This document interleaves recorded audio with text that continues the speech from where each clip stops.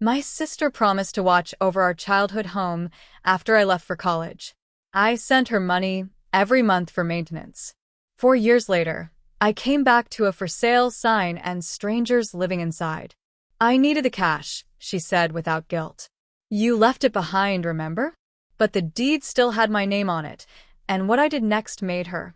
When I left for college, I trusted my sister to look after everything back home. We grew up in a small blue house on Cedar Lane in a quiet Massachusetts town.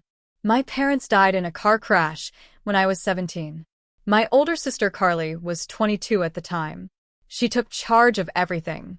She handled the funeral, the mortgage, the house. I was just trying to survive senior year. She told me not to worry about anything. Just go to college, she said. I'll take care of the house. And I believed her. We weren't rich, but our parents had left the house to both of us. The deed had both our names on it. That house meant something to me. Every corner held a memory. Our birthdays, Dad fixing the heater every winter, Mom humming in the kitchen. I left for Boston that fall. Every month, I sent Carly money, $500, sometimes $600, to help with house maintenance, bills, whatever came up. I'd ask how things were going, and she always said the same thing. House is fine. Just the same. Still standing. I felt guilty for not coming home more often. I only visited maybe twice a year. Once at Christmas, once during summer break. Carly was always busy or tired. We'd talk for an hour or two, then I'd go back to the city. But I thought we were okay. I thought she had my back. I graduated 4 years later. I was tired, broke, and honestly just wanted to come home for a while. I packed up my things and drove back to our town, planning to stay at the house while I figured out my next steps.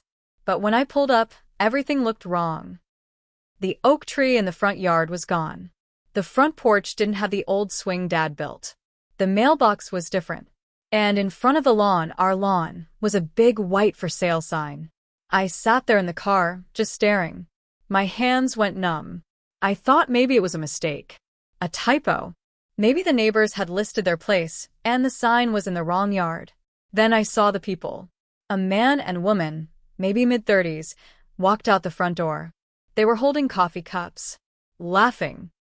The man kissed her on the cheek, like they lived there. I got out of my car, walked up to the porch, slow. The woman noticed me first. Hi, she said, smiling a little but also cautious. Can I help you? I looked past her, into the living room. The walls were painted a pale yellow now. Our old brown couch was gone. So was the bookshelf. This is my house, I said. I used to live here. She looked confused. Oh. We bought this place last year. I couldn't breathe. Last year? She nodded. Yeah, June. From a woman named Carly? I just backed away. Didn't say anything else. Got in my car and drove. Parked in a Walgreens parking lot 10 minutes away. Just sat there, staring at the steering wheel. I texted Carly. Why is our house for sale? Who are these people living inside? No answer. I called. Straight to voicemail. I tried again. Nothing. She finally called back around midnight. Hey, she said, all casual. Sorry, I was out. I went to the house, I said. It's sold. There's strangers living in it. She didn't say anything at first. I needed the money, she finally said. Just like that. No apology. No explanation. You weren't living there anymore. I couldn't believe it. You sold it without telling me? You were gone, okay? I was the one taking care of it. I needed help. I had bills. You left it behind. You could have told me. You could have asked. You didn't even mention it. And the deed. It's still in my name. I know. That's all she said. No regret. No shame. She knew exactly what she'd done. I ended the call without another word. The next day, I drove to the town clerk's office and pulled the property records. The house had been sold for $318,000.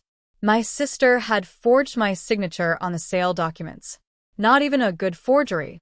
Just scribbled it like I wouldn't find out. What I did next ended everything between us. I sat in my car outside the clerk's office with the papers in my lap. I stared at them for a long time. My name, signed in shaky, uneven letters, was there at the bottom of the sale agreement. But I never signed anything. I never even knew the house was listed. It felt like someone reached into my chest and pulled something out. I wasn't just angry. I felt betrayed. Like I didn't matter. The next call I made wasn't to Carly. It was to a lawyer. I explained everything. The deed, the forged signature, the sale without consent. He was quiet for a moment, then said, "You have a case. A strong one." He asked if I wanted to pursue legal action. I said yes. A few weeks later, Carly got served. She blew up my phone, left voicemails, texts. None of them were apologies. "Carly, are you serious right now? Carly, you're suing your own sister? After everything I did for you? Carly, you left. You abandoned everything. Don't act like you care now." I didn't answer. She didn't know I'd also contacted the buyers. The couple living in the house now. They were just as stunned as I was. Said Carly claimed a full ownership and that her brother signed off. When they realized they bought a house with a forged signature on the deed, they hired a lawyer too. The sale was frozen. I filed a civil case against Carly for fraud and theft. The fallout was ugly.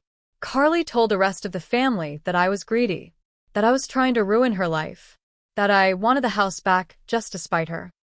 What she didn't tell them was that she had used the money to pay off her credit card debt, take a vacation to Cabo, and buy a new car. Yeah, I found her Instagram.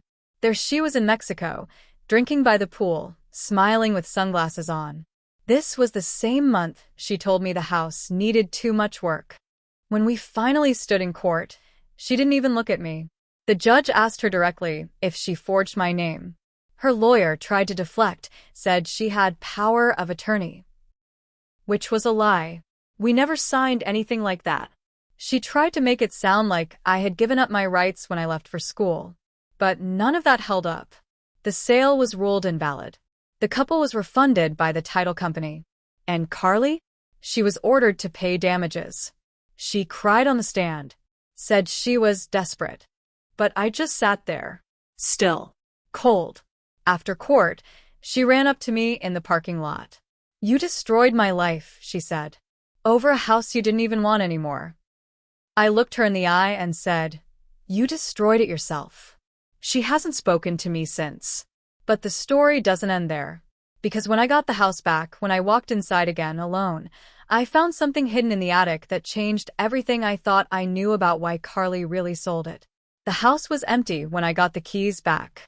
The couple had already moved out, packed up their things in a rush once the court ruled the sale invalid. I offered to help with the moving costs. It wasn't their fault, but they declined. Just wanted to be done with it. So I stood alone in the middle of the living room. The yellow paint was still on the walls. The new ceiling fan Carly had installed wobbled a little when I turned it on. The house felt like a stranger. Familiar walls, unfamiliar silence. I stayed the night there, slept on an old air mattress in my childhood bedroom. The next morning, I went into the attic. I don't even know why. I hadn't been up there in years. It was dusty, hotter than I remembered. Some of our old stuff was still there, boxes with faded labels, a broken lamp, some of Mom's old teaching materials from when she worked at the elementary school. Then I saw it, a shoebox, taped shut, pushed into the far corner. I brought it down and opened it. Inside were envelopes, dozens of them, all of them addressed to Carly. Some were from debt collectors, some from banks. But some were from a name I didn't recognize, Daniel Mendez. Over and over. The letters started 5 years ago, right after I left for school. They weren't friendly. They weren't romantic. They were threats. "You promised me $10,000 by the end of the month," one said. "If I don't get it, I'm coming to your house." Another said, "Don't forget I know where you live. I know about your little brother too." I sat there reading letter after letter, feeling my mouth go dry. The timeline added up.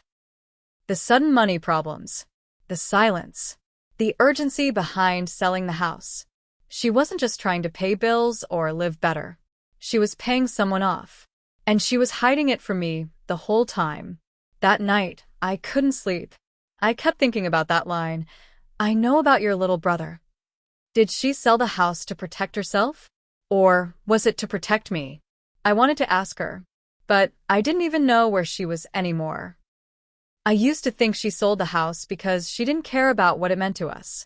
But now I'm not sure what scares me more, that she betrayed me, or that maybe she thought she was saving me. Either way, I never got to ask her. And every time I walk through those empty rooms, I wonder if I really wanted the truth, or if I just wanted someone to blame.